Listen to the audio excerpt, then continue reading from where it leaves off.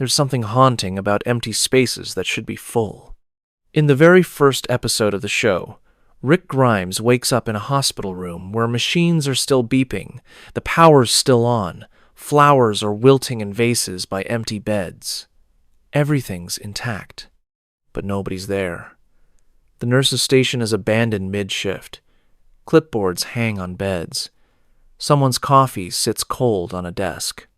And Rick walks through hallways that should be bustling with doctors and patients and visitors, and there's just silence, just the hum of machines keeping vigil over no one. And here's what keeps me awake. Rick was in a coma for maybe 4 to 6 weeks. That's it. 1 month, maybe a month and a half, and civilization completely collapsed. No government, no military, no infrastructure beyond what was too big to physically destroy. Just empty spaces where society used to be. How does that happen? How does humanity, which survived the Black Plague, 2 world wars, the Spanish flu, ice ages, how do we fall in 6 weeks? Tonight, let's trace why the Walking Dead society collapsed faster than it should have. Not just because of walkers, but because of something about us, about humans, about civilization itself. Settle in. This one's about the speed of collapse and what it says about how fragile everything we've built really is. Let's start with a timeline, because it's important. Rick shot in the line of duty sometime in early summer, based on the flowers and weather. Rick's in a coma while the outbreak begins and spreads, and Rick wakes up to total societal collapse. The hospital's abandoned but not destroyed. There are recent bodies, signs of hasty evacuation, but the infrastructure is intact. Power is still running in some places. Buildings haven't burned. Roads are mostly clear. This isn't decades of decay. This is recent abandonment. And based on dialogue in Season 1 and later confirmation from Dr. Jenner at the CDC, Rick was in that coma for approximately 4 to 6 weeks. Maybe 2 months at absolute maximum. That's the window. That's how long it took for modern civilization to completely collapse. And that's insane. That's impossibly fast. Think about what total collapse means. Not just government failing or infrastructure breaking down. Total collapse means no functioning authority anywhere, no military response, no organized resistance, no safe zones, no communication networks, no supply chains, no nothing.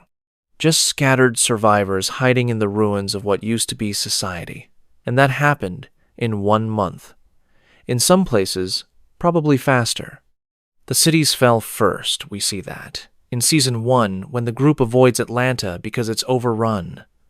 Rural areas lasted slightly longer, but not much. Herschel's farm survived because it was isolated, not because rural Georgia had functioning civilization. By the time Rick wakes up, there's nothing left to collapse. Society's already gone. The evidence that this timeline is accurate comes from what Rick sees when he wakes up.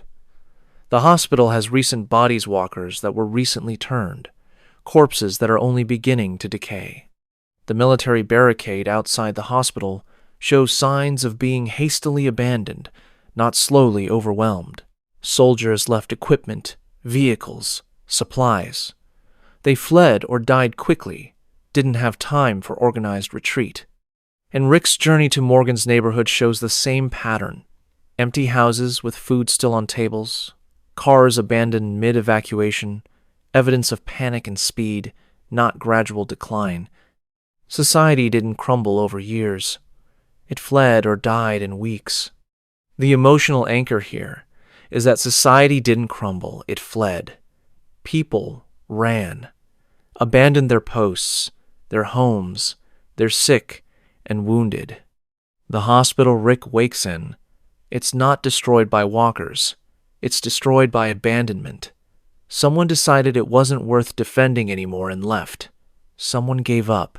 And that's haunting.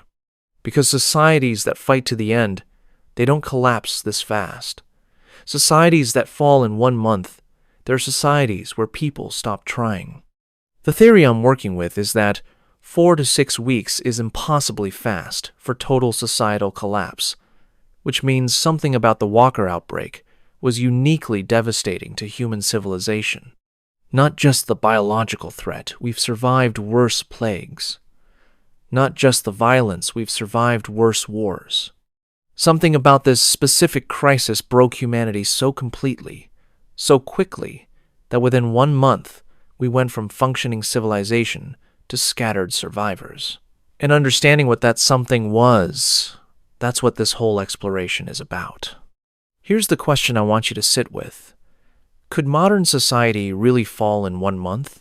Could the infrastructure, the government, the military, the collective knowledge and organization of 8 billion humans, could all of that just disappear in 4 weeks? Because if the answer is yes, if we're really that fragile, then The Walking Dead isn't just a zombie show. It's a warning. And the speed of collapse in TWD, it's not just for drama. It's saying something about how close we are, right now, to total failure. And maybe that's the real horror of The Walking Dead. Not the walkers. The realization that civilization is 1 bad month away from being empty hospitals and abandoned highways. And we just don't see it yet. Dr. Edwin Jenner at the CDC in Season 1, Episode 6, TS-19. He's our window into how the collapse happened from the perspective of someone who was watching it in real time. Jenner's the last CDC scientist alive, holed up in a facility that's running on backup power, recording the end of the world through security cameras and news feeds. And Jenner tells Rick's group something chilling. It all happened so fast. That's a direct quote. Jenner, who had access to global communications, who was coordinating with international health organizations, who was supposed to be part of the response team that contained outbreaks, he's saying it happened too fast for anyone to respond effectively. And Jenner's recordings, the ones he shows Rick's group, they're not footage of organized resistance. They're footage of panic, cities burning, military shooting civilians, governments declaring martial law, and then disappearing. The progression Jenner documented was initial reports of strange illness, confusion about symptoms. The dead rising wasn't immediately understood. Attempts at quarantine that failed because everyone was already infected. Panic when people realized death meant reanimation. And then total breakdown as fear overwhelmed every attempt at coordination. And that whole progression, from first reports to total collapse, it happened in weeks. Jenner watched the entire world end through his monitors in less than 2 months. The emotional anchor here is Jenner's isolation. Jenner's wife died early in the outbreak. She was one of the scientists studying it, got infected, and Jenner couldn't save her. And Jenner stayed at the CDC, alone, watching the world end through cameras and news feeds and radio chatter that got quieter and quieter until there was just silence. And Jenner's breakdown, his decision to blow up the CDC and commit suicide, it's not just grief over his wife. It's the weight of watching humanity fail. Jenner saw how fast we fell. Jenner saw that we didn't fight long, didn't adapt quickly, didn't organize effectively. We just panicked and died, and Jenner couldn't live with that knowledge. The pattern The Walking Dead establishes through Jenner is that communication breakdown happened before infrastructure breakdown. The cities still had power. The CDC still had resources, but nobody was coordinating. Nobody was sharing information effectively. Early in the outbreak, Jenner's talking to scientists in France, in Japan, in other CDC facilities, and one by one, they go silent. Not because the infrastructure failed, because the people operating the infrastructure fled or died or stopped believing there was any point in continuing. The communications network was intact, but nobody was using it. And that's how society collapsed so fast. Not because we couldn't talk to each other, because we stopped trying. The theory here is that the Walker virus spread faster than information could. By the time people understood what was happening, that everyone was infected, that death meant reanimation, that bites spread a fever that killed faster, it was too late to organize a response. Early reports treated it like a rabies outbreak or a new infectious disease. Quarantine protocols were designed for diseases that spread through contact with the sick, not for a disease that spread through death itself. And by the time scientists like Jenner figured out the truth, the panic had already started. People were fleeing cities, abandoning posts, killing each other out of fear, and no amount of understanding could stop that momentum. And here's what's terrifying. Jenner had the information early. Jenner and his colleagues figured out the basics of the infection within the first week or two, but that information never reached most people. Rick's group in Season 2 doesn't know everyone's infected until Jenner whispers it to Rick at the CDC, and Rick doesn't tell them until Season 2's finale, when Shane rises after Rick stabs him. That's crucial information, knowing that death equals reanimation regardless of bites, and most survivors didn't know it for months. Why? Because the communications infrastructure broke down so fast that accurate information couldn't spread. Rumors spread. Fear spread. But knowledge died with the scientists and officials who had it. Here's the thing that keeps me up. Societies can survive threats they understand. Plagues, wars, natural disasters. Humans survive them because we understand the threat and adapt our behavior. But the Walker outbreak, people didn't understand it fast enough.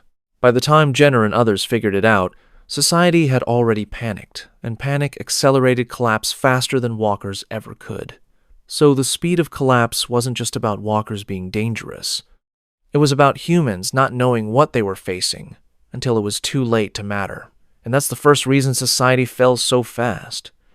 We were fighting blind, and by the time we could see, we'd already lost. The Civic Republic military and the wider Civic Republic, revealed in World Beyond, they add a crucial piece to understanding the collapse. Because the CRM didn't just survive the outbreak, the CRM thrived. The Civic Republic has 50,000 people, functioning infrastructure, advanced technology, military organization. They're not just surviving, they're rebuilding civilization at scale.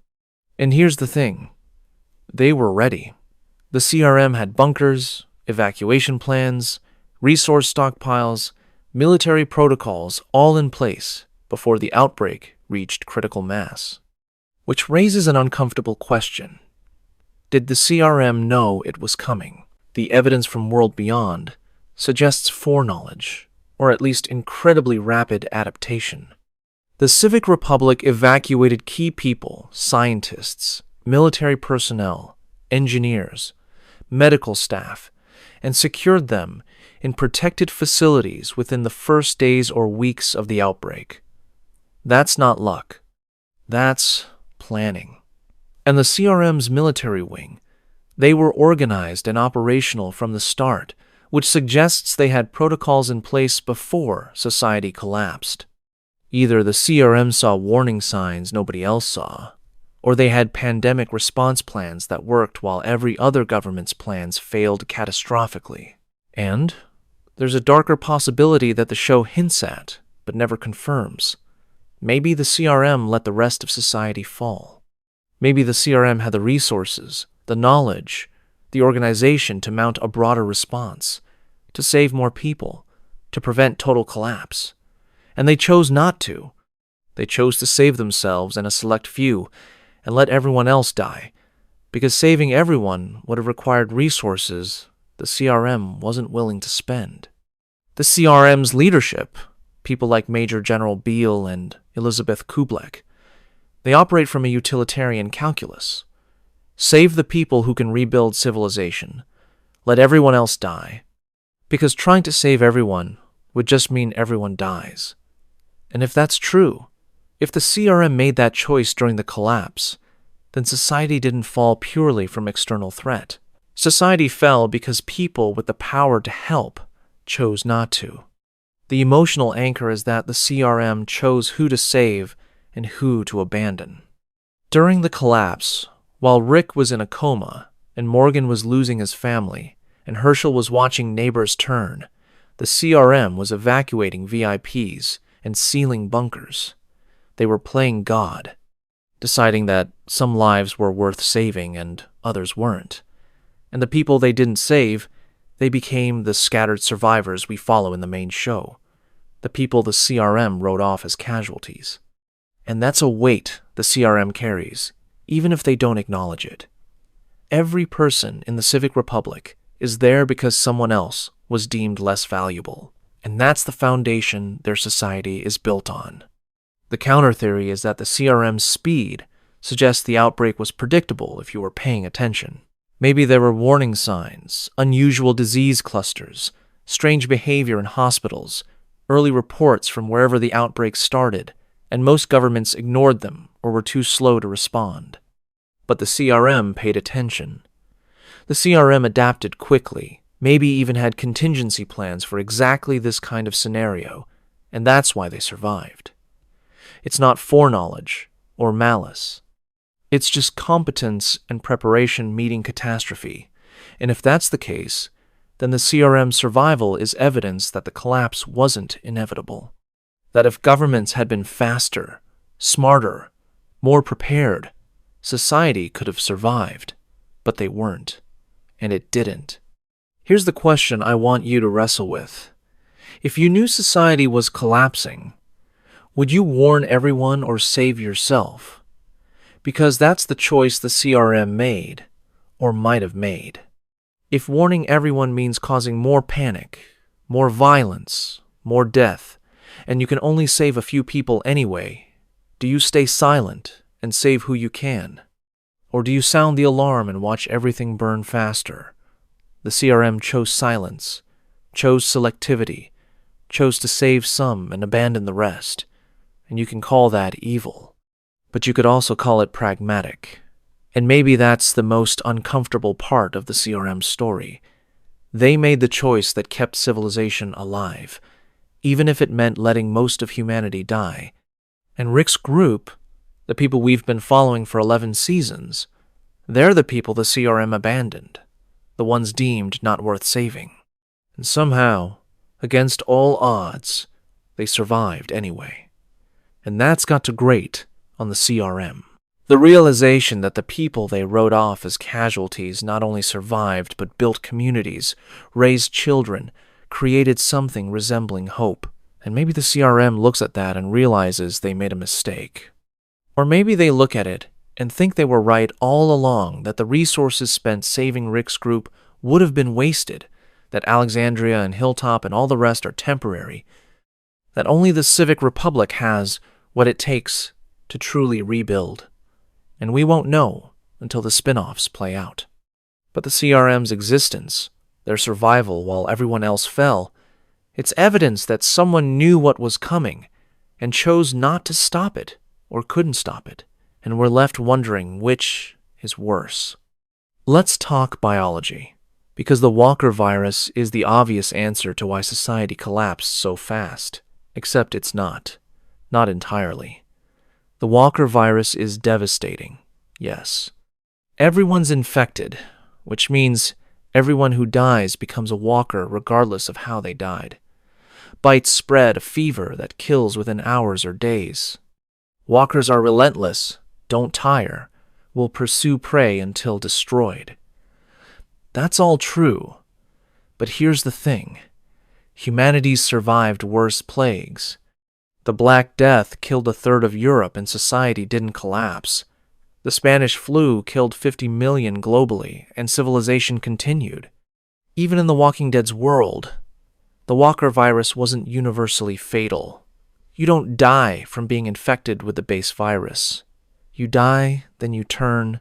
The bites kill you through fever, but if you avoid bites, you can survive indefinitely. So the biological threat alone, it shouldn't have collapsed civilization in 1 month. Plagues that killed faster, spread easier, affected more people. They didn't end civilization. They disrupted it, killed millions, but societies adapted, rebuilt, continued. The Walker virus adds reanimation, which is new, and terrifying. But early in the outbreak, walkers were slow, uncoordinated, relatively easy to avoid or kill if you knew what you were doing. The walker threat scaled over time as more people died and reanimated, but initially, it shouldn't have been enough to collapse every government, every military, every organized response simultaneously. Something else was at play. The evidence that biology isn't the whole answer is in how the outbreak progressed. Early walkers, the ones Rick encounters in Season 1, they're slow, shambling, easy to outrun. A coordinated military response should have been able to contain them, at least in certain areas.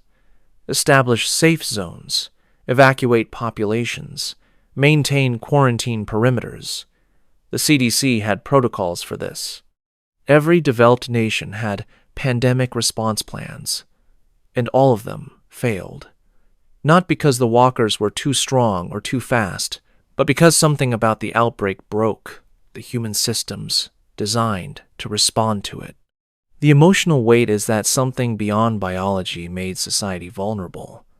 Because if it was just the walker virus, just the biological threat, then humanity should have adapted, should have figured out the rules, avoid bites, destroy the brain, burn or bury bodies immediately, and implemented those rules through military and governmental authority. That's what humans do. We adapt. We learn. We survive. But in The Walking Dead, that adaptation happened too slowly. By the time people figured out the rules, society had already collapsed, which means the biological threat was compounded by something else. Something about how humans responded to the threat. And that something, that human factor, it's what actually killed civilization. The theory is that walkers were the symptom, not the cause. The real collapse was the human response to walkers, the fear, the panic, the breakdown of trust and communication. Walkers killed people, yes, but humans killed more humans than walkers did during the collapse. Humans panicking and shooting each other. Humans hoarding resources and refusing to cooperate. Humans fleeing their posts and abandoning vulnerable people. The walker virus created a crisis, but humans turned that crisis into a collapse.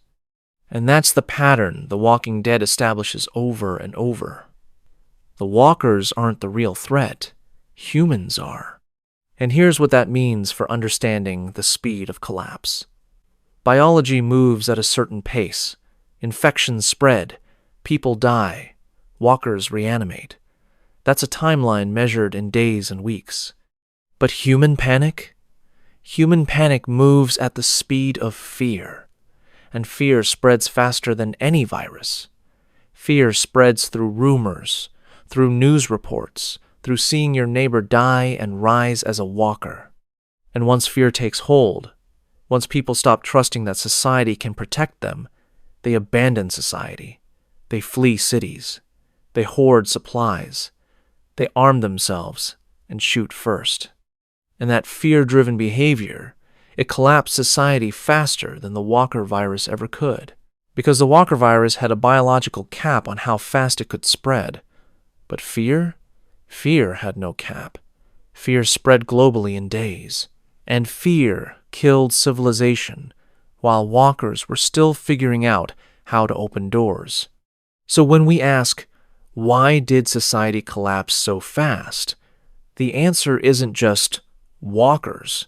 The answer is walkers plus human fear. And the human fear part, that's what accelerated everything. That's what turned a containable outbreak into total societal collapse in 1 month.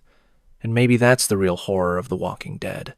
Not that the dead rose, but that we were so fragile, so dependent on belief in our own systems, that the moment we stopped believing, everything fell apart. And it didn't take years. It took weeks. The psychological impact of the walker outbreak, that's where the real devastation happened. Because walkers violated a fundamental human assumption that death is final. For all of human history, across every culture, every religion, every philosophical tradition, one constant has been that when you die, you're gone. Your body might remain. Your memory might persist. But you, the consciousness, the person, you're finished. Death was the one certainty, the one thing everyone could agree on, and walkers destroyed that certainty. Walkers proved that death isn't final, that the dead can rise, that your grandmother, your child, your spouse, they can die and come back as something that looks like them but isn't them, something that wants to kill you, and that broke people. The evidence is in every flashback, every origin story the show gives us. Shane kills Otis and starts unraveling psychologically, not just from guilt, but from the realization that morality doesn't matter anymore.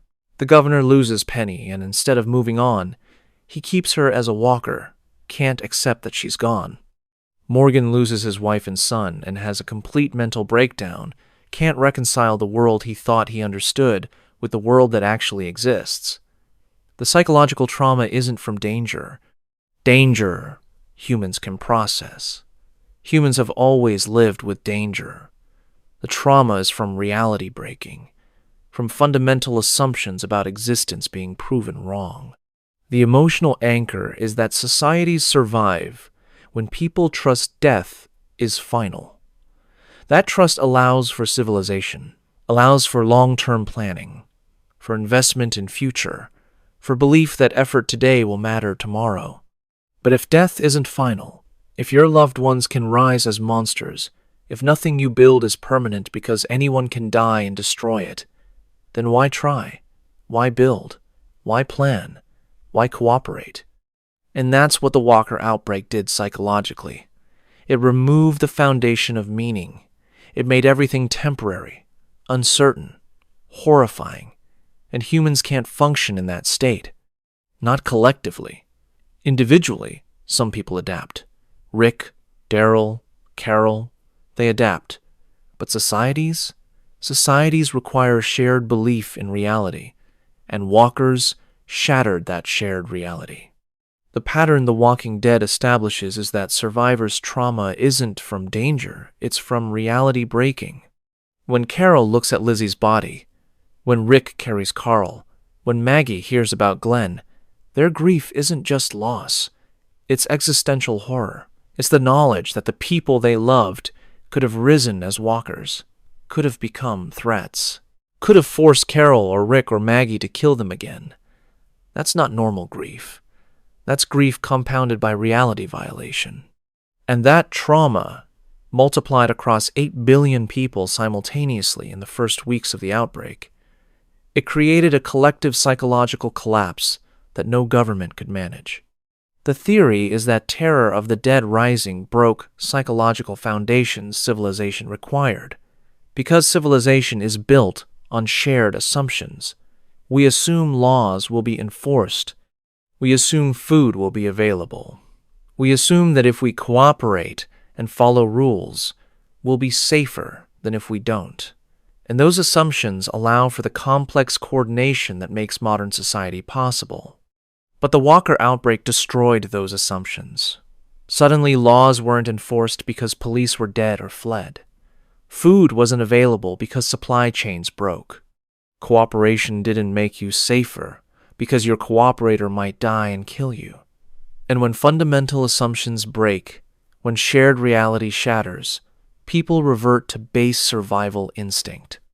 Every person for themselves.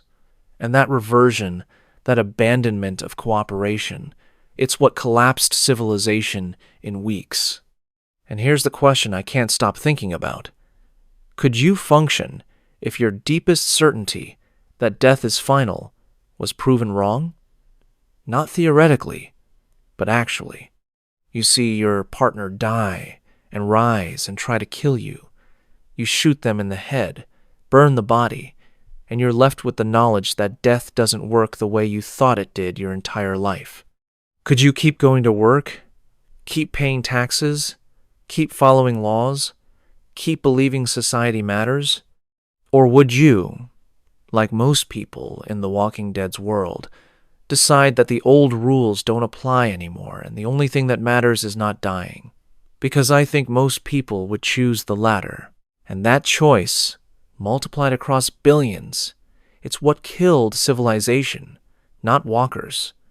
The realization that walkers meant everything we believed was wrong, and we couldn't handle that. Couldn't adapt fast enough. Couldn't rebuild shared reality before society collapsed. And once it collapsed, once everyone was operating from pure survival instinct, there was no putting it back together. Because civilization requires trust, and walkers killed trust faster than they killed people. Humans killed more humans than walkers did during the collapse. That's not speculation. That's confirmed by every flashback, every villain origin, every piece of the outbreak we see. Shane kills Otis in Season 2's flashback. The military in Jenner's footage is shooting civilians. The governor's origin story in Season 4 shows him killing living people to protect his daughter-turned-walker. Negan's backstory shows him joining a group that killed for resources. The Claimers, the Termers, the Wolves, the Saviors.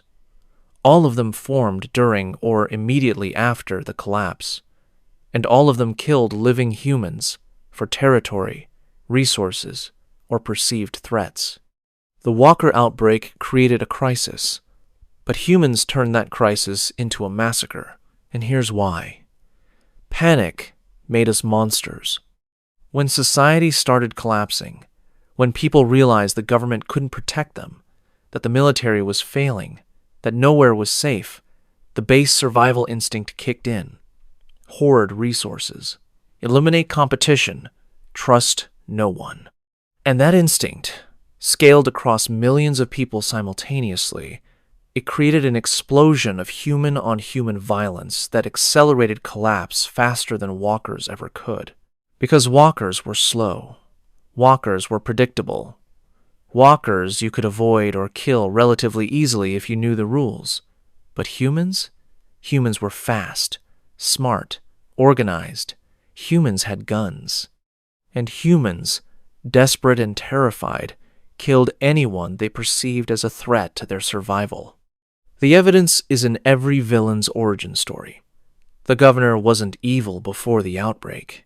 He was a normal guy, an office worker, who lost his daughter and went insane trying to protect her walker.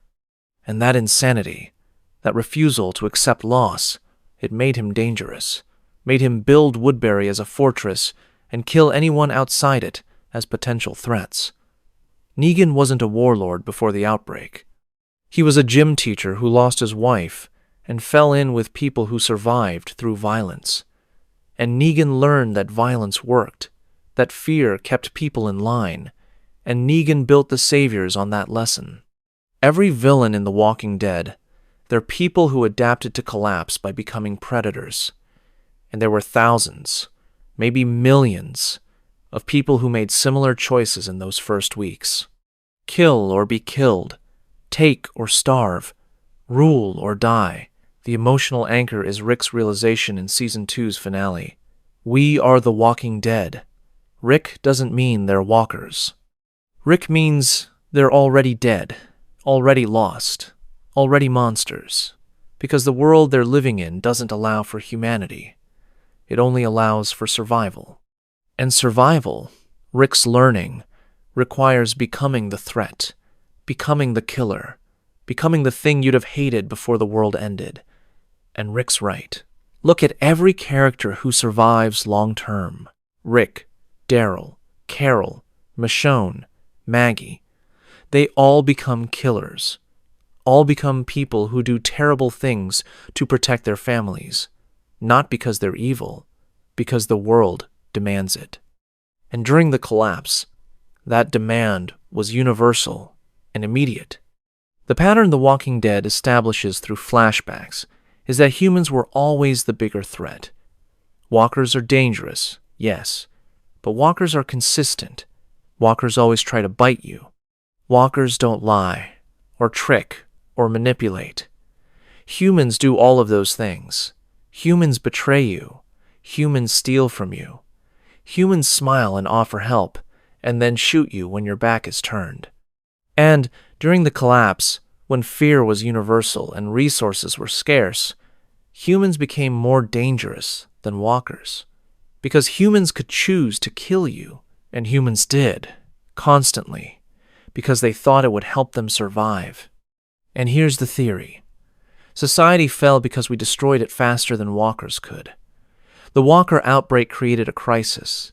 It killed some people, created fear, disrupted infrastructure. But humans, responding to that crisis with panic and violence, we accelerated the collapse exponentially. We killed each other. We hoarded resources instead of sharing them. We abandoned our posts instead of defending communities. We chose individual survival over collective cooperation. And those choices, made by millions of people simultaneously in those first weeks, they collapsed society. Not walkers. Us. We did it to ourselves. And walkers just inherited the ruins. So when we ask, why did society fall so fast?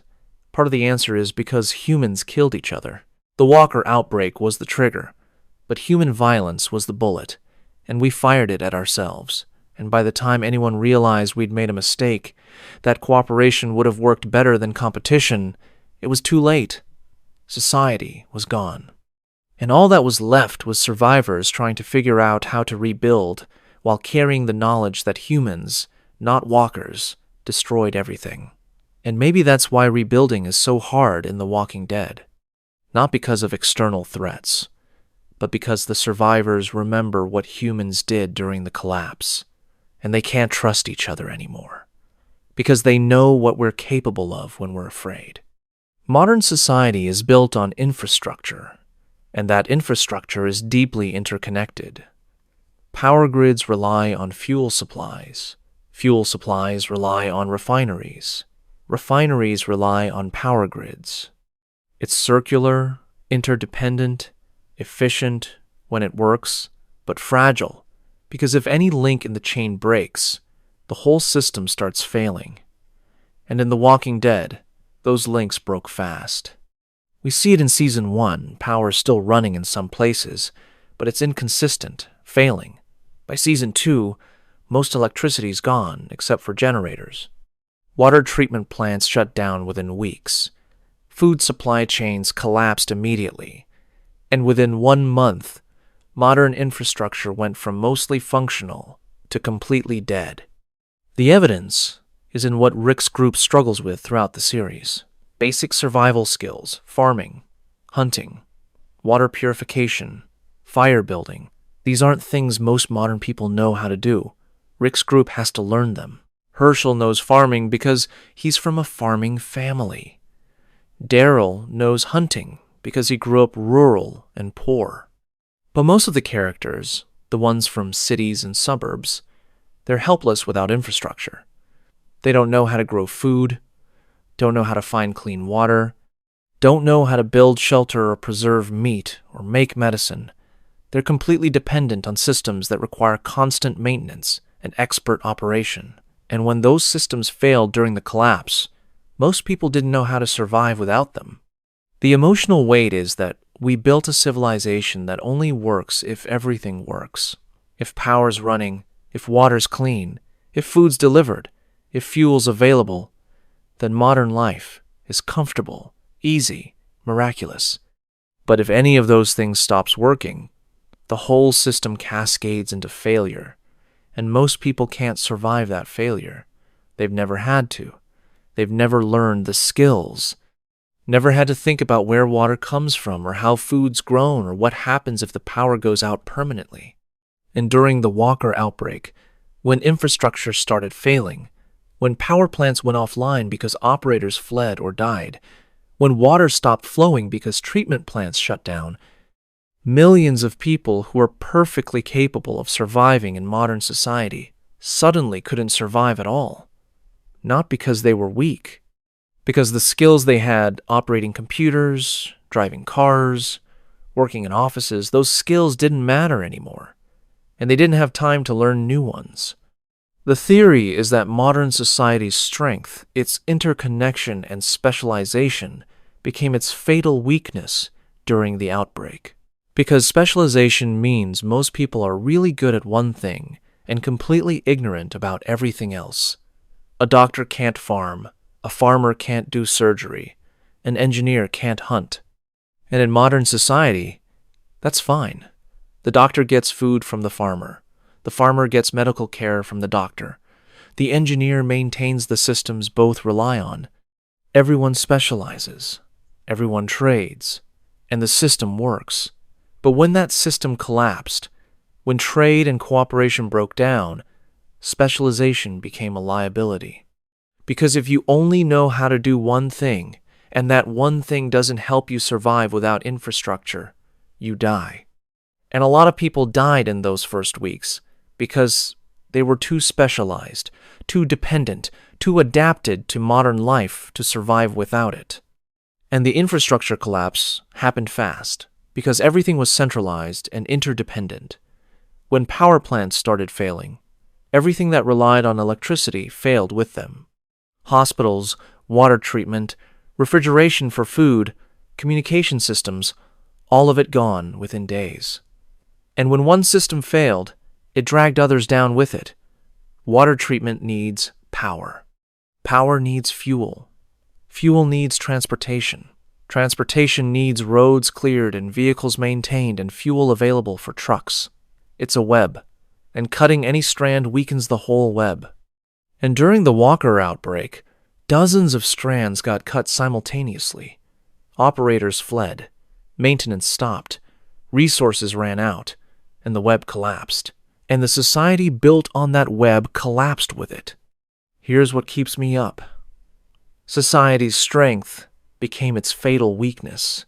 We built systems that made life incredibly easy, incredibly comfortable. But those systems required constant expert maintenance and absolute stability to function. And the moment stability disappeared, the moment experts fled or died, everything collapsed. Not gradually, catastrophically, within weeks. And the people who survived, they're the ones who either had pre-modern skills, like Herschel or Darrell, or adapted fast enough to learn them, like Rick and the group. Everyone else died. And that's millions, maybe billions, of people who died not from walkers but from infrastructure failure, from not having clean water or food or medicine or shelter, from being too adapted to modern life to survive its collapse. And maybe that's the real lesson of The Walking Dead, that civilization makes us comfortable, but comfort makes us vulnerable. And when the systems we depend on fail, most of us won't make it, because we've forgotten or never learned how to survive without them. Authority collapsed during the Walker outbreak, and it collapsed completely. No government, no military, no police, no organized response at national or international level. By the time Rick wakes up, there is no authority anywhere, just scattered survivors making their own rules, and that shouldn't have happened. Modern governments, modern militaries, they're designed to survive crises. They have continuity of government plans, backup facilities, communication redundancies. The U.S. government has bunkers, has protocols for maintaining command structure even if Washington is destroyed. And yet in The Walking Dead, all of that failed. There's no functioning government in Season 1. No military response beyond a few scattered units that abandoned their posts. No CDC beyond Jenner.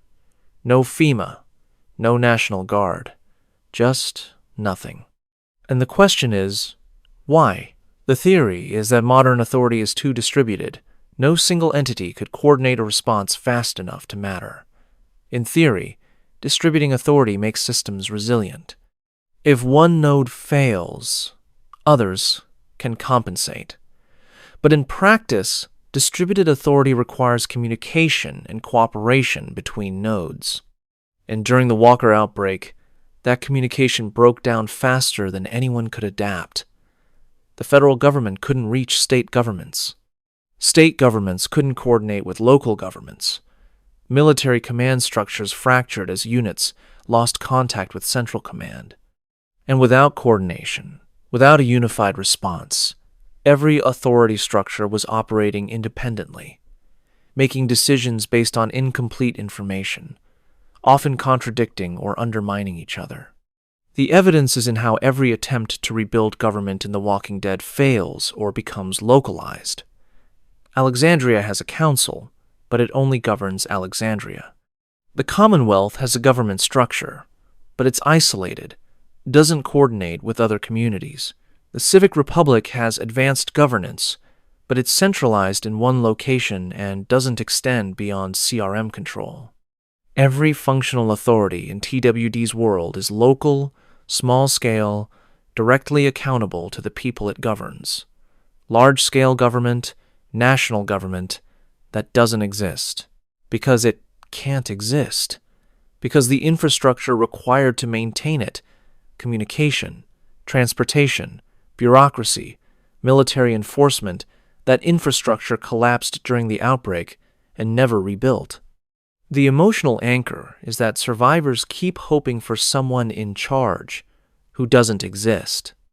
In Season 1, Rick's group is heading to the CDC hoping the government has answers, has a cure, has a plan, and there's nothing.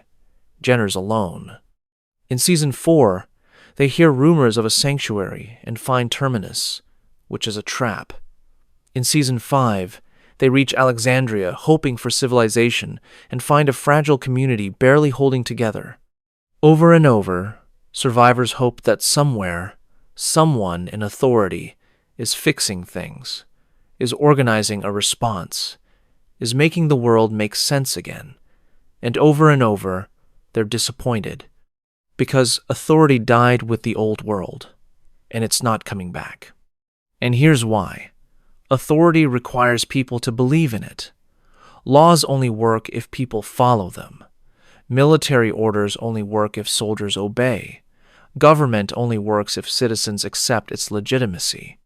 And during the Walker outbreak, people stopped believing, stopped obeying, stopped accepting, because authority couldn't protect them. The government told people to stay calm, to shelter in place, to wait for help. And people who followed those instructions died. Walkers don't care about shelter-in-place orders. So, people learned that authority was useless, that following orders got you killed.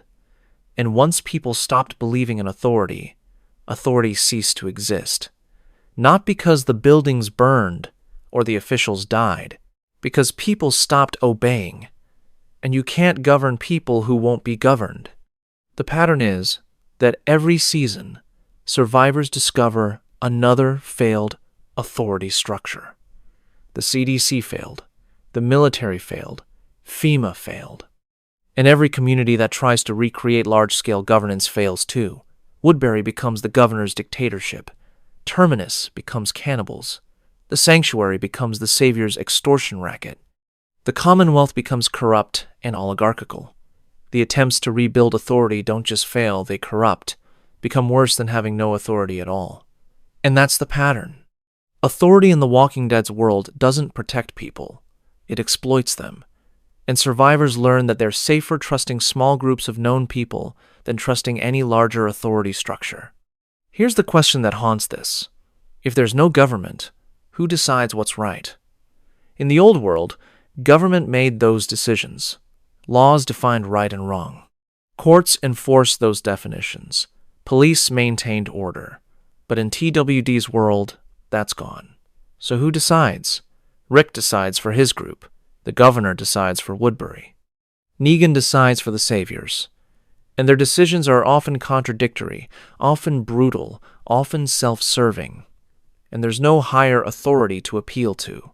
No court to say, this is wrong. Just individual leaders making choices and enforcing them through violence. And that's terrifying, because it means morality is local, temporary, dependent on who has power in your specific community. And if you disagree with your leader's morality, your options are obey, leave, or die. And that's what society looks like without functional authority.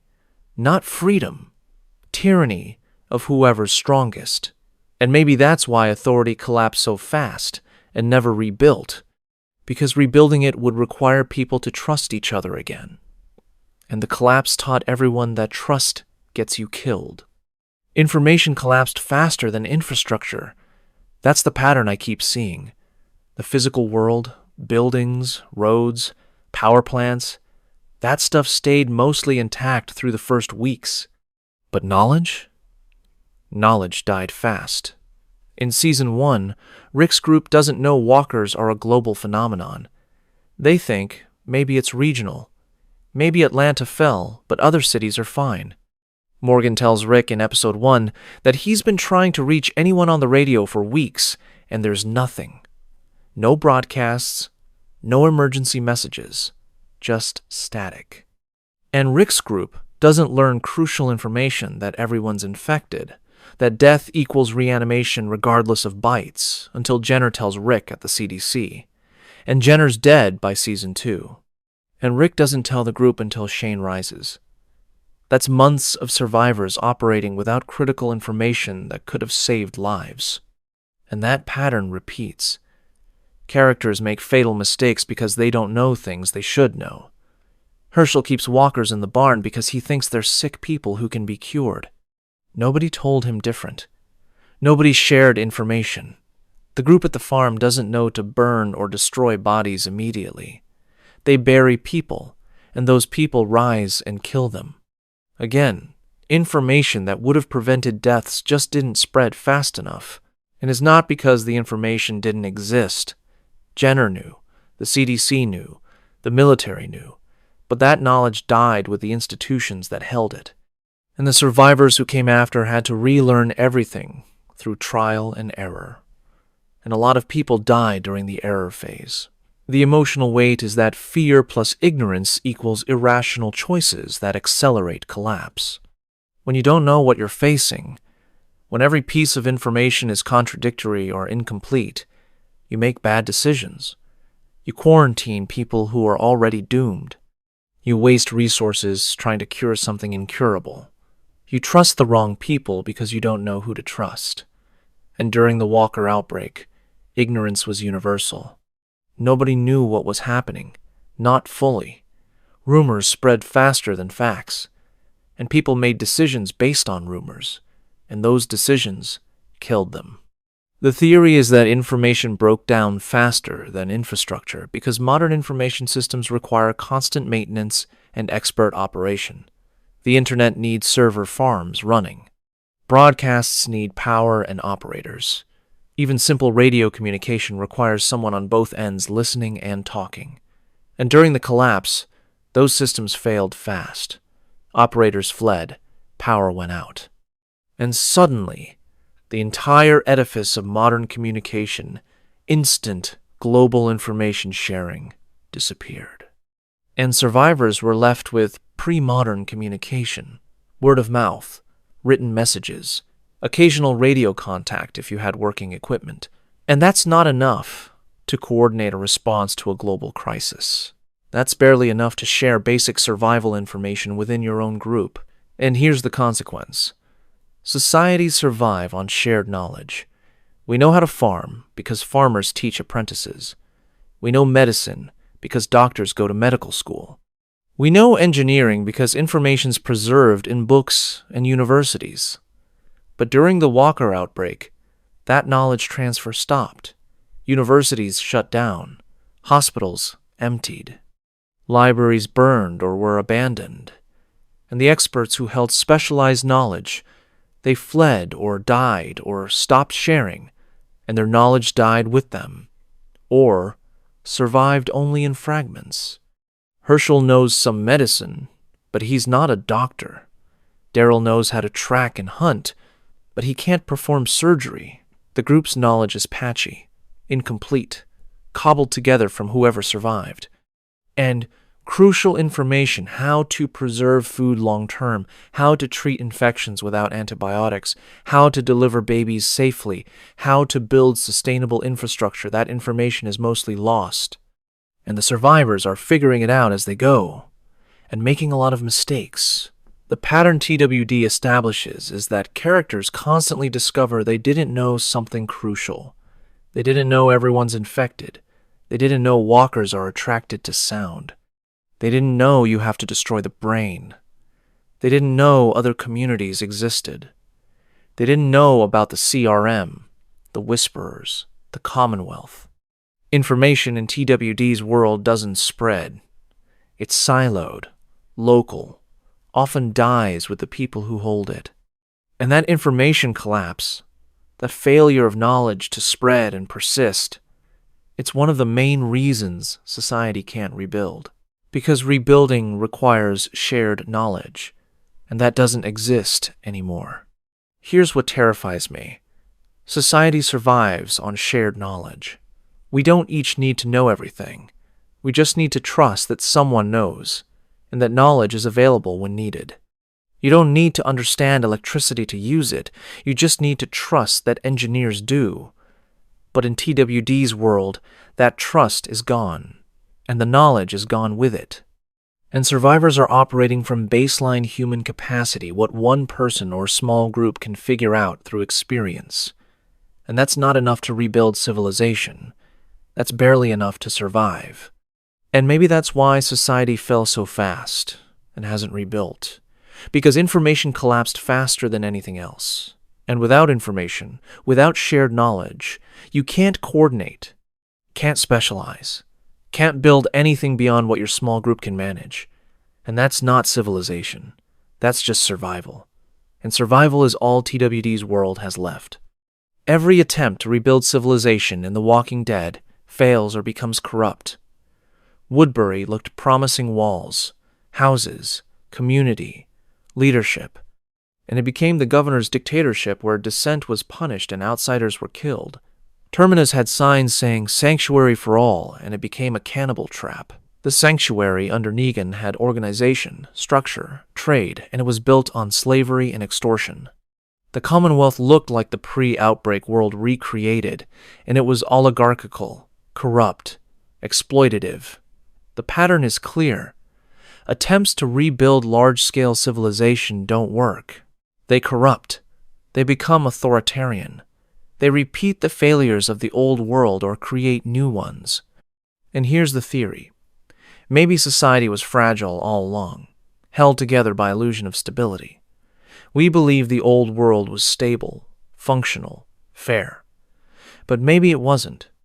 Maybe it was always one crisis away from collapse, always dependent on people believing in its legitimacy, always vulnerable to fear, overwhelming cooperation. And the Walker outbreak didn't create human flaws, selfishness, violence, tribalism, authoritarianism. It just revealed them, stripped away the veneer of civilization and showed what humans are when we're scared and desperate. And what we are, apparently, is monsters. Or at least, enough of us are monsters that civilization can't survive contact with crisis. The evidence is in the villain's origins. The governor wasn't created by the apocalypse. He was always capable of violence, of manipulation, of authoritarian control. The apocalypse just gave him opportunity and excuse. Negan wasn't made evil by walkers. Negan chose to build the saviors, chose to rule through fear, chose to kill Glenn and Abraham to make a point. The apocalypse didn't create Negan. It revealed him. And the CRM, the Civic Republic's military wing, they're making utilitarian calculations kill thousands to save millions that they probably wanted to make before the outbreak but couldn't justify. The apocalypse gave them permission, gave them the crisis they needed to do what they thought was necessary all along. The emotional anchor is that maybe we were always one crisis from becoming monsters. The old world, pre-outbreak civilization, it constrained our worst impulses through law, through social pressure, through belief that cooperation served our interests. But those constraints were always external. They didn't change what humans are capable of. They just suppressed it. And when the constraints disappeared during the collapse, when law failed and social pressure evaporated and cooperation stopped serving our interests, the suppressed impulses emerged, and we killed each other. Hoarded resources, built dictatorships, enslaved each other, not because the apocalypse made us evil, because we were always capable of evil, and the apocalypse removed the reasons not to be. And that's dark. That's the darkest reading of The Walking Dead's world. That civilization wasn't evidence of human goodness. It was evidence of human fear. We cooperated because we were afraid of punishment, afraid of being excluded, afraid that violence would be turned against us. But we didn't actually become good. We just became obedient. And when there was no authority to fear, no society to exclude us, no guarantee that cooperation would be reciprocated, we reverted, became tribal, violent, selfish, became exactly what we were before civilization tamed us. And maybe we'll keep being that until we're dead. And maybe civilization was always temporary. A brief moment when humans were scared enough of each other to cooperate, and that moment's over, and it's not coming back. Here's the question that breaks me. Is civilization just suppressed barbarism waiting to resurface? Because if it is, if humans are only good when we're forced to be, then rebuilding civilization requires rebuilding the force that suppresses our worst impulses, requires law, authority, punishment for defection, requires making people afraid to be evil, and every attempt to rebuild that in The Walking Dead creates tyranny, creates the governor, Negan, the Commonwealth's oligarchy, creates systems where the powerful exploit the powerless and call it order. And maybe that's inevitable. Maybe you can't have civilization without tyranny. Maybe the old world was tyrannical too, just better at hiding it. And the Walker outbreak revealed what was always true, that civilization requires violence, requires forcing people to cooperate. And the only question is who gets to do the forcing, and whether they'll be benevolent or brutal. And in TWD's world, they're mostly brutal. And maybe they always were. We just didn't notice because we were the ones being protected, not the ones being forced. And now everyone's being forced, and everyone can see the violence underneath. And maybe that's why society fell so fast, because it was always ready to fall, always fragile, always one crisis away from revealing that civilization was a lie we told ourselves to feel safe. And walkers just called the bluff. So what does the collapse mean for the survivors still trying to rebuild? Because they are trying. Rick's group, the Commonwealth, the Civic Republic, small communities scattered across the country, they're all trying to create something beyond just survival. Trying to build communities, governments, futures, and the pattern from the collapse suggests they can't rebuild the old world.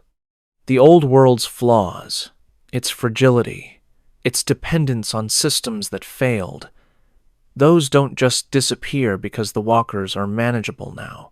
The weaknesses that caused the collapse, they're still there, and trying to recreate the old world means recreating those weaknesses. The Commonwealth is the clearest example. The Commonwealth in Season 11 is explicitly trying to recreate pre-outbreak society.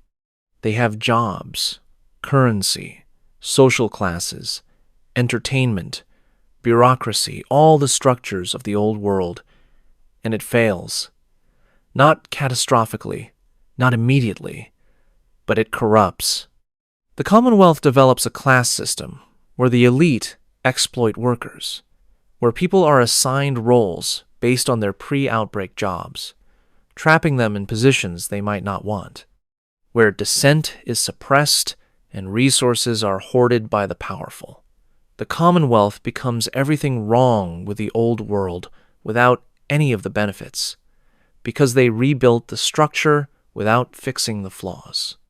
And Rick's communities, Alexandria, and the alliance with Hilltop and the Kingdom, they try a different approach, smaller scale, more democratic, more communal, and they survive longer, function better, but they're also fragile.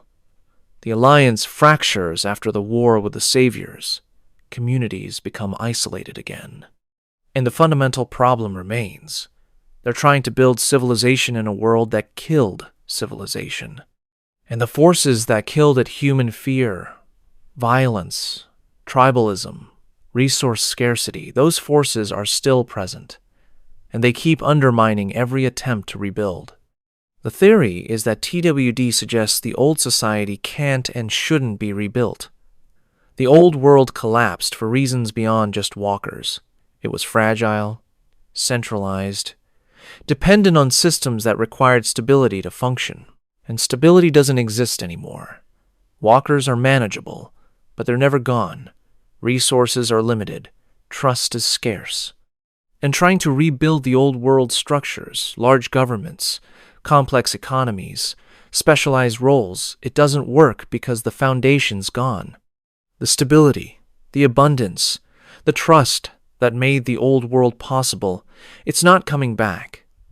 And survivors need to accept that and build something new, something adapted to scarcity, to constant threat, to small-scale cooperation without centralized authority. The evidence is in what works versus what fails in the series. Small communities with direct democracy or strong local leadership like Alexandria under Rick, Hilltop under Maggie, Oceanside, they work. Not perfectly, but they function. People cooperate, share resources, protect each other because they know each other. Trust is personal, not institutional. And when trust breaks, it can be repaired through conversation, through proven actions, through time.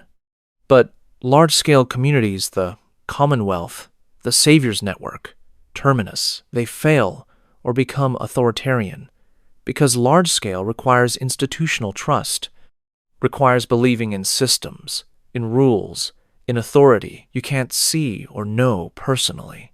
And that institutional trust doesn't exist anymore. The collapse killed it.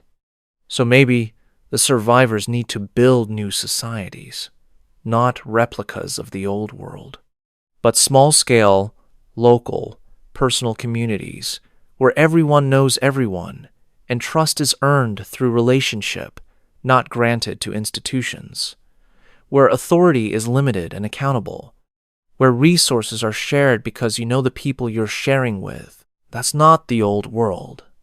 That's something different, something that might actually work in TWD's reality. And maybe that's okay. Maybe the old world dying isn't a tragedy to mourn forever. Maybe it's an opportunity to build something better, something more human, something where people matter more than systems. And maybe that's what survivors like Rick and Maggie and Michonne have been building all along, without realizing it. Not the old world, something new. And maybe that's enough. So here's where it gets uncomfortable. The Walking Dead's collapse mirrors real vulnerabilities in our society. Not perfectly. We don't have a Walker virus. But the fragilities the show exposes, centralized infrastructure, distributed authority, information breakdown, human panic, those are real, and recent history shows how close we are to experiencing them. COVID-19 showed how fast society strains under a pandemic that's way less severe than the Walker outbreak. Supply chains broke, hospitals overwhelmed, governments struggled to coordinate responses. And that was a disease with a relatively low mortality rate and no reanimation component. Imagine if COVID had been more lethal. Imagine if it had created panic on the scale of seeing your loved ones rise as monsters. How fast would society have collapsed? The theory is that TWD is a warning about modern society's fragility. We're closer to collapse than we think. Our infrastructure is interconnected, which makes it efficient but fragile. Our authority is distributed, which makes it resilient in theory but hard to coordinate in crisis. Our information systems are amazing but require constant maintenance. And our social cohesion, our willingness to cooperate with strangers for collective good, it's dependent on belief that cooperation serves our interests, and that belief is fragile. We saw it strain during COVID. We see it strain during political crises, economic downturns, natural disasters. And if a crisis big enough hit, if something happened that made people stop believing cooperation would protect them, how fast would we go from modern civilization to the Walking Dead's world? The evidence from real events is uncomfortable. Hurricane Katrina showed how fast order breaks down when infrastructure fails and authority is slow to respond. Within days, there were reports of looting, violence, breakdown of social cooperation. The 2008 financial crisis showed how fragile economic systems are, how fast trust evaporates. COVID showed how fast supply chains strain and how hard it is to coordinate global response to a pandemic. And in all these cases, the crisis was contained, limited, temporary. Society strained but didn't break. But what if it hadn't been contained? What if Katrina had been national, not regional? What if the financial crisis had been total collapse, not recession? What if COVID had been more lethal and hadn't had vaccines developed so quickly? How much worse would it have gotten before society actually collapsed? And here's the really uncomfortable part. We don't know. We don't know how close we came. We don't know how much stress modern society can take before it actually fails. We've seen it strain. We haven't seen it break. But The Walking Dead suggests it wouldn't take much. Suggests that we're one bad month away from total collapse. And maybe that's exaggerated. Maybe TWD's world is fiction, worst-case scenario, designed for drama, not realism. But maybe it's not. Maybe the show's warning is accurate, that modern society is fragile, that we're dependent on systems that could fail fast, that human panic could overwhelm cooperation faster than we think. And that we should probably think about that, about how to make our systems more resilient, how to teach people skills beyond dependence on infrastructure, how to build communities that can survive crisis rather than assuming crisis won't come. The counter-theory is that TWD's exaggerated and real society is more resilient, that we've survived worse crises in history and rebuilt, that human capacity for cooperation and adaptation is stronger than the show suggests. That even if infrastructure failed, even if authority broke down, people would band together, would help each other, would rebuild faster than TWD's world does. And maybe that's true. Maybe the show's pessimistic about human nature. Maybe in a real crisis, we'd be better than the show's characters, more cooperative, less violent, quicker to organize and rebuild. And I hope that's true. I really do. But I'm not sure. Because history shows us being both. Shows us being heroic and monstrous. Cooperative and violent. Building and destroying. And which version of humanity would emerge in crisis depends on circumstances we can't predict. On leadership. On communication. On how fast the crisis unfolds. And we won't know until it happens. And by then, it's too late to prepare. Here's what I want to ask you. Do you think our society could survive a Walking Dead level crisis? Not the walkers specifically, but a crisis that disrupts infrastructure, overwhelms authority, creates widespread panic. Could we handle it? Could we cooperate fast enough to prevent collapse? Or would we, like TWD's world, fall within weeks? And what would it take to survive? What skills? What knowledge? What community structures would you need? And do you have them now? Because maybe that's the real value of The Walking Dead. Not entertainment, warning, showing us what we're vulnerable to, and hoping we take it seriously enough to prepare, even though we probably won't. Because humans are really good at ignoring warnings until it's too late.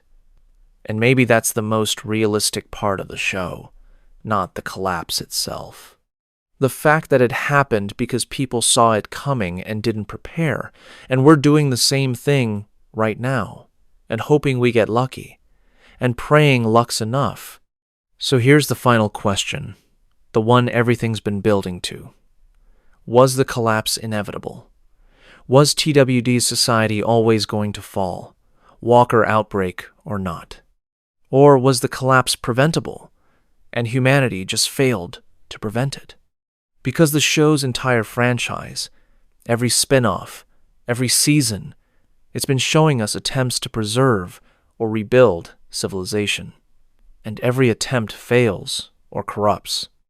Woodbury, Terminus, the Sanctuary, the Commonwealth, even the Civic Republic, with all its resources and planning, they all fail to recreate what was lost. They all become something worse or something fragile. And the pattern suggests that maybe the old world was always going to fall. Maybe it was unsustainable. Maybe civilization as we built it was temporary, held together by assumptions and systems that couldn't survive contact with real crisis. The theory TWD's thesis proposes is that collapse was inevitable and society was unsustainable. Not because of walkers, because of us. Because we built civilization on fragile foundations, centralized systems, distributed authority, specialized knowledge, institutional trust. And those foundations require stability, require abundance, require belief that cooperation will be reciprocated. And when stability disappeared, when abundance became scarcity, when belief broke, the foundations crumbled, and civilization went with them. And the show's suggesting this would have happened eventually anyway. Maybe not in 2010 when the outbreak started, maybe in 2050 or 2100. But eventually, some crisis would have hit that, exposed the fragility, and society would have collapsed.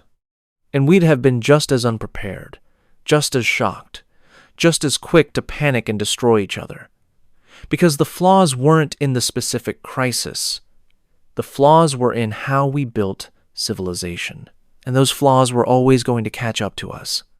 The evidence is in every community's failure mode. They don't fail because of external threats. The walkers are manageable by Season 3. Communities have walls, weapons, knowledge. Walkers aren't the reason Woodbury falls. The governor's tyranny is. Walkers aren't the reason Terminus becomes cannibals. Human choices are. Walkers aren't the reason the Commonwealth is corrupt. The class system and oligarchy are. Every community falls or corrupts from internal rot, not external threats. And that rot, that human failure to cooperate fairly, to distribute resources justly, to govern without authoritarianism, that's not new. That's not created by the apocalypse. That's humans being what we've always been, and the apocalypse just made it visible. The emotional anchor is that survivors keep trying to rebuild, keep failing, keep trying anyway. Rick builds Alexandria into a functioning community, and it works for a while. Then Rick's gone, and new threats emerge, and Alexandria struggles. Maggie leads Hilltop, and it works until resources get scarce and conflict with other communities breaks cooperation. The Commonwealth tries to recreate the old world and creates an oligarchy. The CRM preserves civilization at the cost of becoming authoritarian and murderous. Every attempt fails, but people keep trying. Keep hoping that this time will be different, that this community will work, that they can rebuild what was lost. And maybe that hope is beautiful, or maybe it's delusional. Maybe they're trying to rebuild something that was never going to last. And the trying, the constant effort to recreate failed systems, maybe that's humanity's fatal flaw. That we can't imagine anything other than what we lost. Can't build something new because we're too attached to the past. The pattern is that hope persists despite evidence it's futile. Characters who've seen a dozen communities fail still believe the next one will succeed. Characters who know humans killed civilization still trust humans to rebuild it. And maybe that's not stupidity. Maybe that's what makes us human. That we try anyway. That we hope anyway. Even when evidence suggests we shouldn't. Even when history proves we'll fail, we try. Because what's the alternative? Give up? Stop trying to build anything better? Live as scattered survivors until walkers or time or violence kills us? That's unacceptable. So we try, and we fail, and we try again, and maybe that's enough. Maybe the trying matters more than the succeeding. Maybe civilization isn't a destination you reach. It's an effort you make. And as long as people are making the effort, civilization exists. Even if it's fragile, even if it fails repeatedly, even if it never reaches the stability and abundance we remember from before, it exists in the trying. Here's the final question I want to leave you with. Is trying to rebuild civilization noble or delusional? Is it humanity's greatest strength that we keep trying despite constant failure? Or is it our fatal flaw that we can't accept the old world is gone and build something new instead? I don't know. The show doesn't answer. It just shows people trying, failing, trying again. And it asks us to watch and wonder what we'd do. Would we try to rebuild? Would we accept the loss and adapt? Would we give up entirely? And I think most of us want to believe we'd keep trying, keep hoping, keep building, but we won't know until we're tested, and maybe we never will be. Maybe modern society will survive long enough that the question stays hypothetical, or maybe we're closer to finding out than we think, and the speed of collapse in The Walking Dead, the way society fell in 1 month when it should have taken years, maybe that's not fiction. Maybe that's warning. And maybe we should listen. Thanks for staying with me through this one. If you found yourself thinking about how fragile everything we've built really is, I'd really appreciate a like. It helps these cozy theory dives reach other people who can't stop wondering about the deeper patterns in these stories. And drop your location in the comments. I'm genuinely curious where you're watching from. There's something strangely comforting about knowing we're scattered across the world, different time zones, different lives, but all lying here in the dark thinking about the same question. How close are we to collapse? Sleep well. And remember, The Walking Dead showed a society falling in 4 weeks, not because of monsters, because of us, because we panicked, because we stopped cooperating, because civilization was always more fragile than we wanted to believe. Maybe that's the real horror, not walkers. The realization that everything we depend on could disappear in a month, and we'd be just as unprepared as Rick was when he woke up in that empty hospital. Sweet dreams. And maybe, just maybe, think about what you'd do if the lights went out tomorrow.